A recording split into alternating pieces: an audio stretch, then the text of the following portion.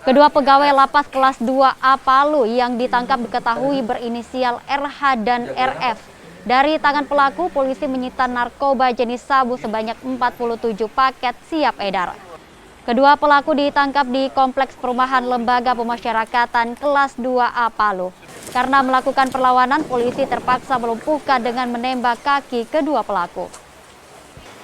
Tim kami, Sat Narkoba Polres Palu, berhasil mengamankan 2 orang tersangka dengan inisial RF dan RH dan mengamankan barang bukti sabu-sabu seberat hampir 4 kilo, yaitu 3,966,